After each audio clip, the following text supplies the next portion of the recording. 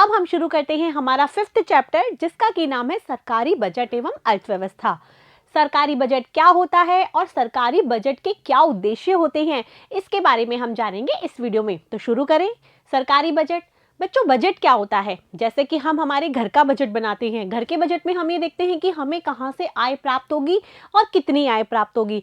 फिर हम ये देखते हैं कि हमें किस तरीके से उस आय को खर्च करना है। हम ये भी देखते हैं कि हमें हमारी आय को प्रॉपर वे में खर्च करना है। ये भी देखना होता है कि कौन सी चीज़ ज़रूरी है, जिस पे खर्च करना बहुत आवश्यक है, और कौन सी चीज़ है जिसे कि हम बाद के लिए भी टाल सकते हैं। तो ऐसा ही कुछ होता है हमारे देश की अर्थव्यवस्था के बजट में। देश की अर्थव्यवस्था के बजट में क्या होता है बच्चों, कि देश की जो अर्थव्यवस्था में जो सरकार है वो बजट का निर्माण करती है। उस बजट में वो ये भी मेंशन करती है कि हमें कहाँ से आय प्राप्त होने वाली है, अर्थात सरकार की आय के स्रोत कौन कौन से हैं, जिससे कितनी आय प्राप्त होगी, और सरकार को कितनी चीज़ों पर कितना व्यय करना है। अर्थात जो सरकार की आय और व्यय का जो ब्यौरा होता है, जिसका कि एक विवरण प्रस्तुत किया जाता है, उसे ही हम कहते हैं सरकारी बजट। सरकारी बजट क्यों प्रस्तुत किया जाता है, इसके क्या उद्देश्य है, वो हम यहाँ पर देखेंगे। ठीक है, यहाँ पर यही लिखा हुआ है कि संविधान की धारा 112, संविधान की धारा 112 के अनुसार क्या लिखा हुआ है कि हर वित्तीय वर्ष 1 अप्रैल से 31 मार्च तक के लिए अनुमानित प्राप्तियों तथा खर्चों का जो ब्यौरा है संसद में पेश करना सरकार की संवैधानिक कर्तव्य है। ये संविधान की धारा 112 में दिया गया है। एक वित्तीय वर्ष जो बजट तैयार किया जाता है वो एक वर्ष के लिए तैयार किया जाता है। जैसा कि हमने राष्ट्रीय आय वाले लेसन में भी पढ़ा था कि जो वित्तीय वर्ष है उसकी अवधि क्या होती है, 1 अप्रैल से 31 मार्च। तो जो बजट बनाया जाता है उसकी अवधि भी होती है 1 अप्रैल से 31 मार्च, अर्थात उस अवधि में होने वाली प्राप्त होने वाली आय और उस अवधि में खर्च होने वाले व्यय का जो वो ब्यौरा होता है वो होता है बजट। और बजट है वो वित्तीय वर्ष के लिए तैयार किया जाता है, और उसमें जो भी प्राप्तियां और जो खर्च है उसको संसद के सामने पेश करना किसका कर्तव्य होता है, सरकार का। सरकार जो कि बजट का निर्माण करती है और उसे संसद के सामने पेश करती है। आपने सुना होगा कि आज तो बजट पेश होगा। वो बजट कौन पेश करता है, देश का वित्त मंत्री पेश करता है। और देश का वित्त मंत्री किसके सामने पेश करता है, वो पेश करता है देश की संसद के सामने। ठीक है, आगे बच्चों समझ में कि संविधान की धारा 112 के अनुसार ही ये बजट तैयार किया जाता है, जिसमें हमारे देश की आय और हमारे देश के व्यय का ब्यौरा होता है। यह एक वार्षिक वित्तीय ब्यौरा सरकार का मुख्य बजट संबंधी घोषणा पत्र होता है। एक तरह से घोषणा पत्र होता है जिसमें सारी चीज़ें होती हैं कि हमें कहाँ पर तो आय लेनी है लोगों से और कहाँ पर लोगों पर खर्च करना होता है। इसमें सारी चीज़ें घोषित होती हैं। ठीक है बच्चों, इसके बाद है कि हालांकि बजट घोषणा पत्र का संबंध एक ही वित्तीय वर्ष के लिए होता है, लेकिन इसका प्रभाव आने वाले काफ़ी सालों तक भी रहता है। जैसे कि हम जो खर्चा कर रहे हैं वो खर्चा यदि हमने इसी वित्तीय वर्ष किया, लेकिन उस खर्चे के जो भी प्रभाव पड़ेंगे वो तो आने वाले सालों तक भी पड़ेंगे। हमारा जो बजट बना है उस बजट का जो प्रभाव है वो सिर्फ इस वित्तीय वर्ष पर नहीं रहता, बल्कि आने वाले वर्षों पर भी उसका प्रभाव पड़ता रहता है। जैसे कि हमने माना शिक्षा पर खर्च किया, हमने स्वास्थ्य पर खर्च किया, तो जो खर्च किया है हमने इंफ्रास्ट्रक्चर लगाए हैं, हमने बहुत सारी सुविधाएं विकसित की हैं, तो उस सुविधाओं का जो प्रभाव है वो हमें आने वाले वर्षों तक भी मिलेगा। इसीलिए बजट है उसका प्रभाव आने वाले वर्षों तक भी पड़ता है। जो उसी वित्तीय वर्ष से संबंधित हैं उन्हें केवल राजस्व खाते में शामिल किया जाता है और इसे राजस्व बजट भी कहते हैं। अभी आने वाला जो वीडियो है उसमें हम जानेंगे कि राजस्व क्या होता है, राजकोषीय क्या होता है, प्राथमिक क्या होता है। अभी हम ये देख लेते हैं कि जिसका हम केवल इसी साल इसी वित्तीय वर्ष में अध्ययन करते हैं उसे हम कहते हैं राजस्व बजट। जैसा कि यहाँ पर लिखा हुआ है कि इसी वित्तीय वर्ष से संबंधित और जिसको हम राजस्व खाते में शामिल करते हैं वो राजस्व बजट कहलाता है। जिनका संबंध सरकार की संपत्ति तथा देनदारियों से होता है पूंजीगत बजट भी कहा जाता है।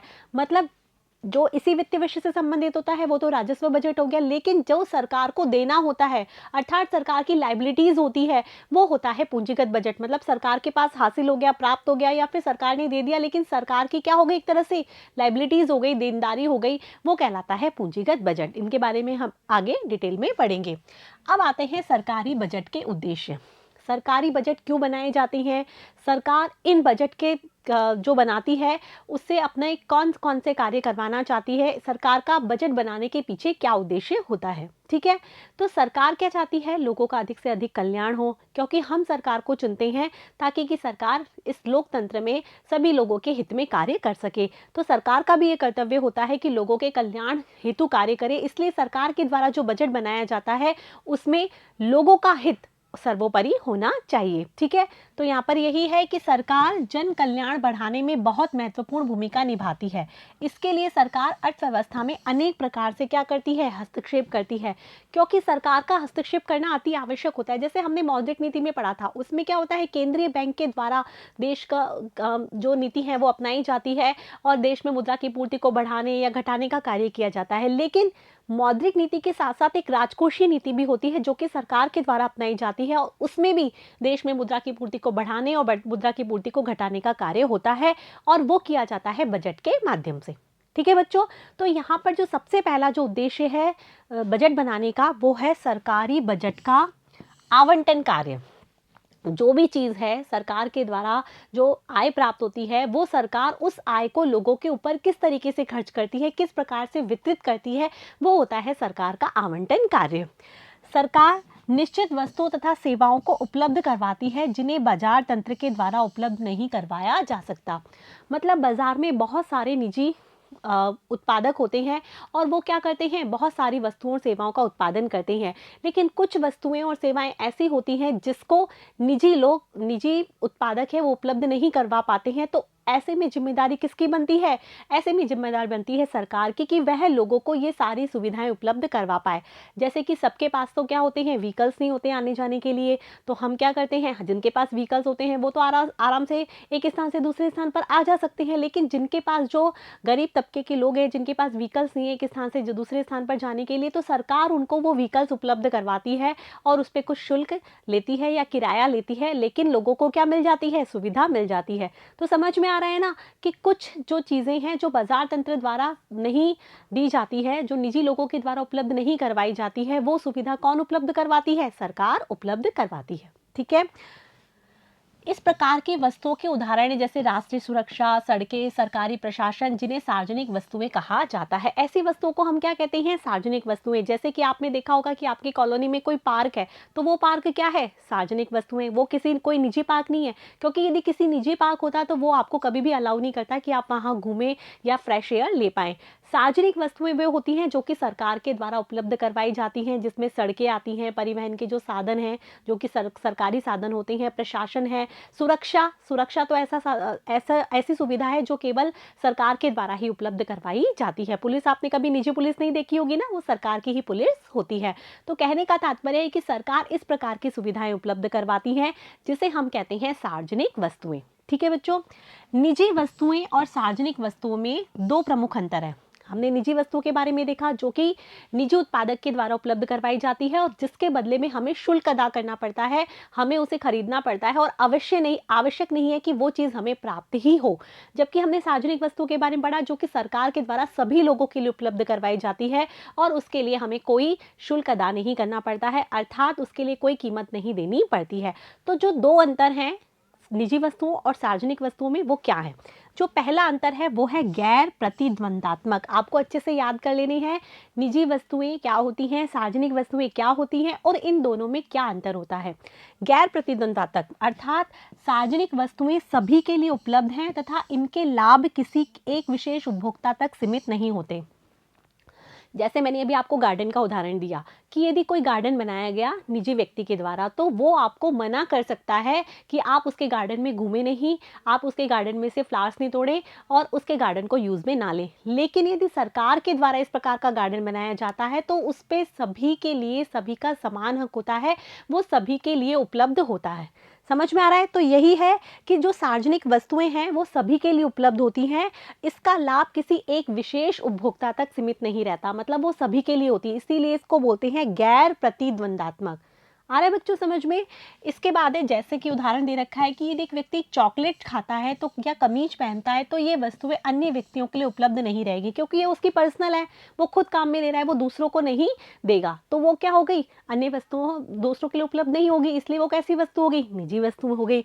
लेकिन यदि हम सार्वजनिक पार्क या वायु प्रदूषण नियंत्रित करने के उपायों की बात करें तो इनके लाभ सभी के लिए उपलब्ध होंगे। यदि हमने कुछ जो मैंने पार्क का उदाहरण दिया था या फिर वायु प्रदूषण को नियंत्रित करने के उपायों की बात करें, तो इस तरह के यदि कुछ कार्य किए जाते हैं सरकार के द्वारा तो इसका लाभ किसी एक व्यक्ति को नहीं मिलता, बल्कि सभी व्यक्तियों को मिलता है। इसीलिए सार्वजनिक वस्तुओं में गैर प्रतिद्वंदात्मक पाया जाता है।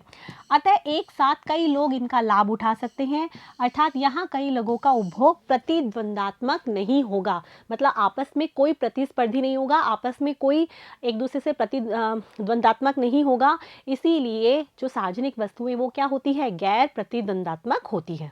आगे बच्चों सभी के लिए उपलब्ध होती है। ये पहला था अंतर। दूसरा जो है वो है गैर अपवर्जनीय। जो दूसरा जो अंतर है निजी वस्तुओं और सार्वजनिक वस्तुओं में, वो है गैर अपवर्जनीय। जो व्यक्ति निजी वस्तुओं के लिए भुगतान नहीं करता उसे इनका लाभ उठाने से वंचित किया जा सकता है। मैंने आपको बताया कि यदि हम किसी निजी सिनेमा हॉल में गए या फिर हम निजी किसी रेस्टोरेंट में गए तो हम वहाँ पर जाते हैं तो हमको क्या होता है, उसके बदले में कीमत अदा करनी पड़ती है, तभी हम उसका लाभ उठा सकते हैं, अन्यथा हम उसका लाभ नहीं उठा सकते। लेकिन सार्वजनिक वस्तुओं में क्या होता है, सार्वजनिक वस्तुएं सभी के लिए उपलब्ध होती हैं, सभी इसका लाभ उठा सकते हैं। तो यहाँ पर यह है कि लेकिन सार्वजनिक वस्तुओं के संदर्भ में किस वस्तु का लाभ उठाने से वंचित करने का कोई साध्य तरीका नहीं है, मतलब कोई व्यक्ति ऐसा नहीं है जो उसका लाभ नहीं उठा सकता। अर्थात जैसे कि आप देखते हो कि सरकार के द्वारा बहुत सारी स्कीम्स चलाई जाती हैं, बहुत सारी योजनाएं चलाई जाती हैं, छात्रवृत्ति दी जाती है, पेंशन दी जाती है, तो जो जो उसके कैटेगरी में आते हैं तो वो सभी उसका फ़ायदा उठा सकते हैं। आ रहा है बच्चों समझ में। इसमें किसी को भी उसका फ़ायदा उठाने से मना नहीं किया जा सकता। इसीलिए सार्वजनिक वस्तुओं को गैर अपवर्जनीय कहा जा सकता है, अर्थात उसका लाभ उठाने के लिए मना नहीं होती। इसीलिए सार्वजनिक वस्तुएं कैसी होती हैं, गैर अपवर्जनीय होती हैं। तो आपको याद रहेगा कि निजी वस्तुओं और सार्वजनिक वस्तुओं में दो अंतर होता है, एक तो गैर प्रतिद्वंदात्मक होती है और दूसरी वो गैर अपवर्जनीय होती हैं। ठीक है बच्चों, ये यहाँ पर आपको अच्छे से याद रखना है। यदि कुछ उपभोक्ता भुगतान नहीं भी करते तो भी सार्वजनिक वस्तुओं के लिए शुल्क एकत्रित करना कठिन ही नहीं अपितु बहुत बार असंभव भी हो जाता है। मान लो कई बार क्या होता है कि एक चीज़ उपलब्ध करवाई गई है और कुछ उपभोक्ता जो होते हैं वो उसका पे करते ही नहीं है, उसका भुगतान नहीं करते, तो उसकी वसूली करना बहुत ही असंभव हो जाता है। भुगतान नहीं करते तो सार्वजनिक वस्तुओं के शुल्क का तो मतलब वसूलना बहुत ही मुश्किल हो जाता है। इन भुगतान दिए बिना उपयोग करने वालों को हम क्या कहते हैं, मुफ्तखोर कहा जाता है। जो काम में भी ले लेते हैं सार्वजनिक वस्तुओं को लेकिन उसके बदले में कुछ भुगतान नहीं करते हैं तो उसे हम मुफ्तखोर भी कहते हैं। उपभोक्ता ऐच्छिक रूप से उन चीज़ों के लिए भुगतान नहीं करेंगे जिन्हें वे मुफ्त में प्रदान प्राप्त कर सकते हैं। जो वस्तुएं उनको मुफ्त में प्राप्त हो रही हैं, जो सरकार के द्वारा उन्हें अवेलेबल करवाई जा रही हैं, तो वो अपनी इच्छा से तो कभी भी उसके लिए भुगतान नहीं करेंगे। आ रहे बच्चों समझ में। तो जो सार्वजनिक वस्तुएं हैं वो किसके द्वारा दी जाती हैं, सरकार के द्वारा उपलब्ध करवाई जाती है और सभी को ऐसा लगता है कि सरकार के द्वारा उपलब्ध करवाई जा रही हैं, अर्थात उनको दी जाने वाली सरकारी सुविधाएं हैं, इसीलिए वो कभी भी उसके लिए कभी भी भुगतान नहीं करना चाहेंगे। ठीक है।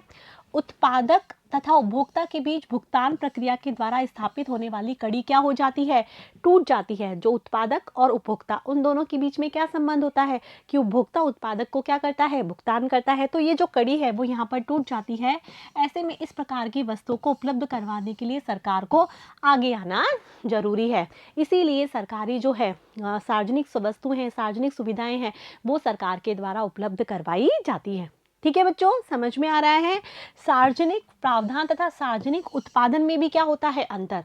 एक तो होता है सार्वजनिक प्रावधान जो कि सरकार के द्वारा दिया जाता है और एक होता है सार्वजनिक उत्पादन जो कि सरकार के द्वारा जो भी वस्तुओं का उत्पादन किया जाता है वो होता है सार्वजनिक उत्पादन। और एक सार्वजनिक प्रावधान मतलब कि सभी व्यक्तियों को चीज़ें उपलब्ध होंगी, चाहे वो निजी वस्तुओं से निजी व्यक्ति उत्पादित करे, चाहे वो सार्वजनिक व्यक्ति मतलब सरकार के द्वारा उत्पादित किया जाए। ठीक है। तो इन दोनों में भी अंतर होता है। वस्तुओं की सार्वजनिक क्षेत्र द्वारा से अभिप्राय है कि इसका वित्त पोषण बजट के द्वारा होगा तथा बिना कोई प्रत्यक्ष भुगतान किए इनका उपयोग किया जा सकता है। यदि कोई वस्तु सार्वजनिक वस्तु है, यहाँ कह सकते हैं, और सार्वजनिक क्षेत्र से है, तो इसका मतलब क्या होगा कि उसका जो उसमें जो बजट लगा है, जो उसका वित्त पोषण है वो हमारे बजट के द्वारा किया जाएगा। मतलब बजट में उसका प्रावधान होगा कि इस बजट में इस मद से इस पे खर्च किया जाएगा। यदि सार्वजनिक वस्तु है और वस्तु को हम कह सकते हैं ना, ये सार्वजनिक क्षेत्र की है, इसका मतलब उसका भुगतान कौन करेगी? सरकार करेगी और वो उसका वित्त पोषण करेगी, ठीक है। और उसको कोई प्रत्यक्ष भुगतान, मतलब कोई भी उसका कोई भुगतान नहीं करेगा प्रत्यक्ष रूप से, और उसका उपयोग किया जा सकेगा, ठीक है। ये होता है सार्वजनिक वस्तुओं के संदर्भ में। सार्वजनिक वस्तुओं का उत्पादन निजी क्षेत्र के द्वारा भी किया जा सकता है और सरकार के द्वारा। ये कोई जरूरी नहीं है कि सार्वजनिक वस्तुएं हैं तो सरकार ही उत्पादन करेगी। सार्वजनिक वस्तुओं को निजी क्षेत्र भी उत्पादित कर सकते हैं और सार्वजनिक क्षेत्र भी उत्पादित कर सकते हैं। हाँ, लेकिन उसको जो यूज है वो क्या करेंगे? सरकारी, हम ये कह सकते हैं कि वो उपलब्ध किसके द्वारा करवाई जाती है? सरकार के द्वारा उपलब्ध करवाई जाती है। जैसे कि हम बताएं कि यदि सरकारी क्षेत्र में बहुत सारी बसेस चलती हैं तो हम ये नहीं कह सकते कि वो बसेस सरकार ने ही क्या की है? मैन्युफैक्चर की है। वो निजी क्षेत्र भी उत्पादित कर सकता है, हाँ, लेकिन सरकार ने उस निजी क्षेत्र से खरीद के फिर वो लोगों के लिए उसको अवेलेबल करवा रहे हैं। आ रहा है बच्चों समझ में? यहाँ पर यही है, जब वस्तुओं का उत्पादन सीधे सरकार द्वारा किया जाता है तो इसे हम कहते हैं सार्वजनिक उत्पादन। डिफरेंस समझेंगे कि यदि केवल सरकार ने उत्पादन किया है, सरकार के द्वारा उत्पादन किया जा रहा है, तब उसे हम कहेंगे सार्वजनिक उत्पादन। जैसे कि सार्वजनिक रूप से सरकार की कई कंपनियां चलती हैं, सरकार की कई मिलें होती हैं, सरकार की कई टेलीकॉम कंपनियां हैं, तो ये सब क्या हो गया? सार्वजनिक उत्पादन। लेकिन जो निजी क्षेत्र के द्वारा भी उत्पादन किया जा रहा है, सरकार के द्वारा भी उत्पादन किया जा रहा है, लेकिन उपलब्ध किसके द्वारा करवाया जा रहा है? सरकार के द्वारा उपलब्ध करवाया जा रहा है, तो उसे हम कहते हैं सार्वजनिक प्रावधान। आगे बच्चों समझ में? इसके बाद है सरकार द्वारा सार्वजनिक वस्तुओं की आपूर्ति का आवंटन कार्य कहा जाता है। मतलब सरकार के द्वारा जो वस्तुएं उपलब्ध करवाई जाती हैं, जो कि गैर अपवर्जनीय होती हैं, गैर प्रतिद्वंदात्मक होती हैं, उसे ही हम कहते हैं सरकार का आवंटन कार्य, क्योंकि सरकार ने सभी व्यक्तियों के लिए वो वस्तु उपलब्ध करवाई है या सेवा उपलब्ध करवाई है। तो ये होता है सरकार का आवंटन कार्य। और ये सरकार का आवंटन कार्य किसके द्वारा किया जाता है? सरकारी बजट के द्वारा। सरकारी बजट में लिखा होता है कि सरकार इस तरीके से सब लोगों को ये चीजें उपलब्ध करवाएगी। आ रहा है बच्चों समझ में? क्योंकि हम क्या करते हैं, जब भी हमारे घर का बजट बनाते हैं तो हम ये देखते हैं कि हमारी क्या आय का स्रोत है, क्या कहाँ पर हमें व्यय करना है। तो इसी प्रकार जब सरकारी बजट बनता है तो उसमें भी होता है कि सरकार को सभी लोगों को ये चीज़ें क्या होगी? प्रोवाइड करवाई जाएगी। तो ये होता है सरकार का आवंटन कार्य, जो कि सरकारी बजट बनाने का प्रमुख उद्देश्य है, ठीक है। जो हम अगला कार्य जो देखते हैं वो है सरकारी बजट का पुनः आवंटन कार्य। अभी तो था आवंटन कार्य अर्थात सार्वजनिक वस्तुएं उपलब्ध करवाना। अब दूसरा क्या है? सार्वजनिक जो सरकारी बजट है उसका पुनः रूप से किस तरह से आवंटन किया जाता है? सरकारी क्षेत्र हस्तांतरण भुगतान के द्वारा, कर एकत्रीकरण के द्वारा घरेलू क्षेत्र की प्रयोज्य आय को प्रभावित कर सकता है। अब सरकार आवंटन करता है सार्वजनिक वस्तुओं की, वो चीज़ अलग हो गई। अब सरकार क्या करती है? सरकार व्यय करके, या फिर हम कह सकते हैं कि करों के रूप में लोगों से अपनी आय प्राप्त करके जो लोगों की आय है उसको प्रभावित कर सकती है। जैसे सपोज दैट कि मेरी इनकम 100 रुपये है, लेकिन मुझे कोई चीज़ खरीदनी है, तो मैं 100 रुपये में से अपना पैसा खर्च करके और वो वस्तु खरीदूंगी। लेकिन यदि वही चीज़ मुझे सरकार ने उपलब्ध करवा दी तो क्या होगा? मेरे 100 रुपये में से जो मैं वो खर्च कर रही थी उस वस्तु पर, वो मेरे बच जाएंगे, ठीक है। इसका उल्टा देखें कि सरकार ने उस 100 रुपये में मुझसे कर भी ले लिया, वो सरकार मुझ पर टैक्स लगा देती है और मुझसे कर ले लिया, तो मेरी वो 100 रुपये इनकम क्या हो जाएगी? कम। तो इस प्रकार से सरकार राजकोषीय नीति, जिसे मैंने आपको बताया था कि सरकार राजकोषीय नीति के द्वारा मुद्रा की पूर्ति को नियंत्रित करती है। तो यहाँ जो मेरी आय है, प्रयोज्य आय है, उसको कौन कंट्रोल कर रहा है? सरकार कंट्रोल कर रही है। किसके द्वारा? या तो वो मुझ पर व्यय कर देगी, मुझ पर मतलब लोगों पर व्यय कर देगी, या फिर वो कर हासिल कर लेगी। तो यहाँ पर कहने का मतलब ये है कि जो सरकार है कर लगाकर या व्यय कर क्या कर सकती है? लोगों की प्रयोज्य आय को क्या कर सकती है? प्रभावित कर सकती है। तो यहाँ पर यही है कि सरकार के द्वारा हस्तांतरण भुगतान दिया जाता है अर्थात व्यय किया जाता है। हस्तांतरण भुगतान मैंने आपको बताया था ना कि बिना किसी उत्पादन के वो लोगों को दिया जाता है, वो हस्तांतरण भुगतान होता है, जिससे कि हम जो हमारी प्रयोज्य जो आय है या फिर हम ये कह सकते हैं निजी आय, उसमें हम शामिल करते हैं, प्लस करते हैं। यदि आपने अच्छे से पढ़ा है सेकंड चैप्टर तो आपको समझ में आ जाएगा कि ये बिना किसी उत्पादन के सरकार के द्वारा दिया जाता है और लोगों को प्राप्त होने वाली आय है। तो हस्तांतरण भुगतान यदि प्राप्त हो जाता है तो प्रयोज्य आय क्या हो जाएगी? बढ़ जाएगी। लेकिन यदि सरकार के द्वारा कर लगा दिए जाएंगे तो प्रयोज्य आय कम हो जाएगी। तो इस प्रकार से सरकार हस्तांतरण भुगतान और कर के द्वारा लोगों की आय को क्या करती है? कंट्रोल कर सकती है, प्रयोज्य आय को प्रभावित कर सकती है। इस प्रकार सरकार आय के वितरण को परिवर्तित कर सकती है और समाज को आय वितरण की एक ऐसी स्थिति में पहुंचा सकती है जिसे न्याय संगत माना जाता है। और यही क्या है, वितरण कार्य है।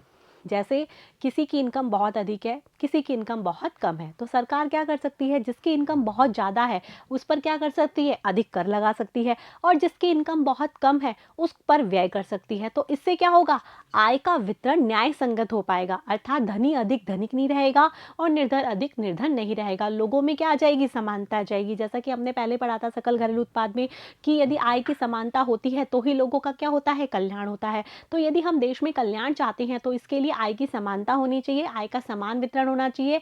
धनी पर तो क्या होनी चाहिए, कर लगनी चाहिए, जबकि जो निर्धन व्यक्ति है उस पर व्यय किया जाना चाहिए। तो यही सरकार का क्या होता है, पुनः आवंटन कार्य, जिसे हम वितरण कार्य भी कहते हैं, जिसमें सरकार आय का समान रूप से लोगों में वितरण करती है। ठीक है बच्चों, समझ में आ गया। इसके बाद है सरकारी बजट का स्थिरीकरण कार्य। अब आप ये जानते हैं कि हमारी जो अर्थव्यवस्था है इसमें बहुत सारे उतार चढ़ाव होते हैं। कभी मुद्रा की पूर्ति बढ़ती है तो कभी मुद्रा की पूर्ति कम हो जाती है, कभी देश में मुद्रास्फीति की स्थिति होती है तो कभी मंदी की स्थिति होती है। तो सरकार भी राजकोषीय नीति, जैसे कि मैंने अभी चर्चा की थी, राजकोषीय नीति के द्वारा क्या करती है, देश में स्थिरीकरण लाने का प्रयास करती है। जैसे हमने जो बैंक वाला लेसन पढ़ा था, मुद्रा और बैंकिंग, तो उसमें हमने बात की थी कि क्या करती है, देश का जो बैंक होता है वो मौद्रिक नीति है वो अनाउंस करता है, जिसके तहत उसके बहुत सारे उपकरण होते हैं और देश की मुद्रा की पूर्ति को नियंत्रित करने का प्रयास किया जाता है। तो केंद्रीय बैंक की तरह ही सरकार के पास भी होती है राजकोषीय नीति, जिसके द्वारा वो देश में मुद्रा की पूर्ति को नियंत्रित करने का प्रयास करती है। यदि देश में मुद्रास्फीति होती है तो लोगों से मुद्रा लेने का प्रयास किया जाता है, और देश में यदि मंदी की स्थिति है तो लोगों को मुद्रा देने का प्रयास किया जाता है। तो इस प्रकार से राजकोषीय नीति के द्वारा भी देश में स्थिरीकरण लाने का प्रयास किया जाता है, जो कि बजट के माध्यम से किया जाता है।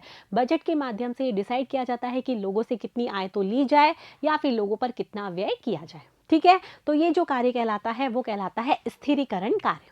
ठीक है बच्चों, सरकार को आय तथा रोजगार में उतार चढ़ाव को भी कम करना होता है, कि आय और रोजगार में उतार चढ़ाव जो आते रहते हैं, जो हमारे अर्थव्यवस्था में व्यापार चक्र चलता रहता है, तो उस पर भी क्या करना होता है, सरकार को कंट्रोल करना होता है।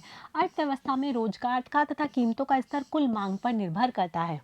एक एक स्टेप बाय हम देखेंगे कि अर्थव्यवस्था में जो रोजगार कितना रहेगा, अर्थव्यवस्था में लोगों की आय कितनी रहेगी, कीमत स्तर कितना रहेगा, जिसके बारे में आय व रोजगार का जो सिद्धांत है, निर्धारण, जो 4th लेसन है उसमें पढ़ेंगे।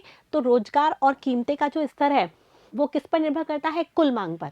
कुल मांग पर कैसे निर्भर करेगा, कि यदि कुल मांग क्या होती है, समग्र मांग है, यदि वो अधिक होती है तो उसके लिए क्या होगा, देश में उत्पादन अधिक होगा, उत्पादन अधिक होगा तो देश में रोजगार अधिक होगा, रोजगार अधिक होगा तो लोगों की आय भी अधिक होगी। यहाँ से इसका सीधा संबंध बनता है कि देश में मांग का स्तर, क्योंकि कीन्स ने यही चीज समझाई थी कि यदि हमें क्या करना है, देश में आय का, उत्पादन का, इनका सबका स्तर बढ़ाना है, रोजगार का स्तर बढ़ाना है, तो देश में मांग का स्तर बढ़ा दीजिए। तो समग्र मांग बढ़ेगी तो ये सारी चीजें भी क्या हो जाती हैं, बढ़ जाती हैं। तो इसमें इसीलिए लिखा हुआ है कि रोजगार का, कीमतों का स्तर किस पर निर्भर करता है, कुल मांग पर निर्भर करता है। और कुल मांग किस पर निर्भर करती है, सरकार के अतिरिक्त निजी क्षेत्रों के लाखों करोड़ों कारकों के व्यक्तिगत निर्णय पर निर्भर करती है।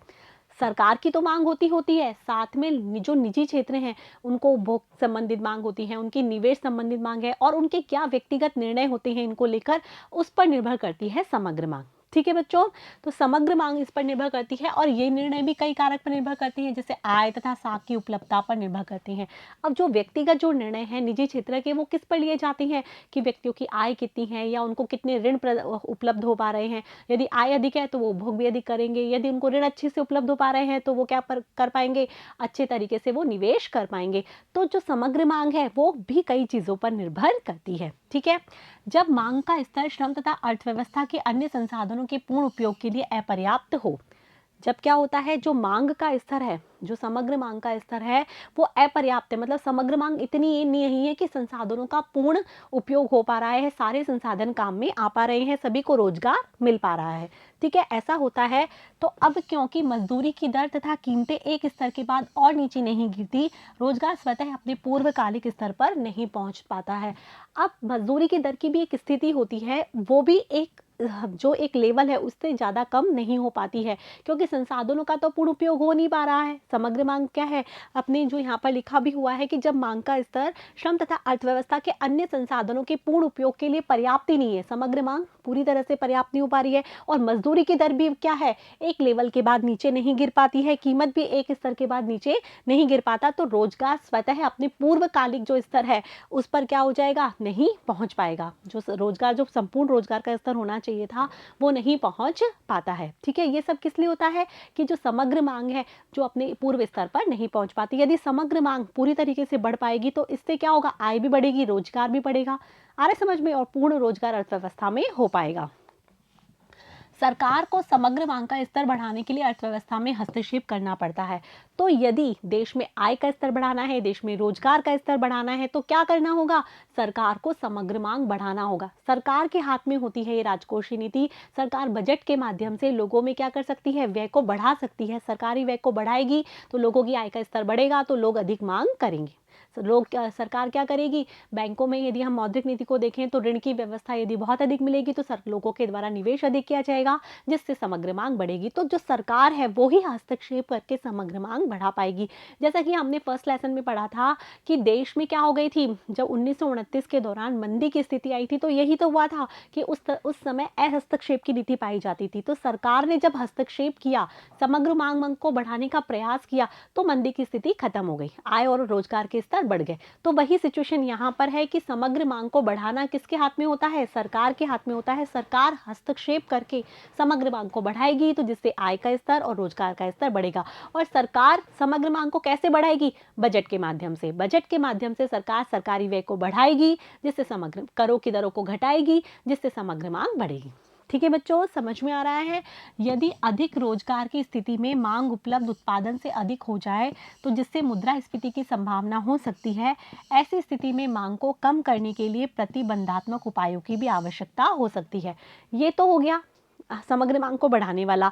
लेकिन जब यदि रोजगार की अधिक स्थिति हो गई, मान लिया कि अर्थव्यवस्था में हमने माना है और उससे ज़्यादा क्या हो गया, रोजगार अधिक हो गया, अधिक रोजगार से क्या हो गया, उत्पादन भी क्या हो गया, अधिक हो जाएगा। भाई मांग जब जितनी है, रोजगार की स्थिति में मांग जितनी उपलब्ध है उस उत्पादन से अधिक हो जाए, तो जिससे मुद्रास्फीति की संभावना भी हो सकती है। इससे क्या होगा कि मांग है वो बहुत अधिक है और उत्पादन उतना नहीं हो पा रहा है, तो ऐसे में क्या होगा, वस्तुओं की कीमतें बढ़ेगी, क्योंकि लोग जो है वो अपनी मांग पूरी करने की वस्तुओं की कीमतें उनको उत्पादककर्ता बढ़ाएंगे, क्योंकि उनके पास उत्पादन उतना है नहीं। तो ऐसे में देश में क्या होगी, मुद्रास्फीति की संभावना आ सकती है। तो ऐसी स्थिति में हम क्या कर सकते हैं, जो सरकार है वो मांग को कम करने का प्रयास भी कर सकती है। वो कैसे करेगी, करों को तो बढ़ा देगी और सरकारी व्यय को कम कर देगी। इसके बारे में हम इस लेसन में आगे डिटेल में पढ़ेंगे कि किस प्रकार से व्यय बढ़ाने से, करों को कम करने से या करों को बढ़ाने से, सरकारी व्यय को कम करने से मांग का स्तर बढ़ता है या कम होता है। ठीक है बच्चों, तो इस स्थिति में मांग को कम करने के लिए प्रतिबंधात्मक जो उपाय है वो भी सरकार कर सकती है बजट के माध्यम से।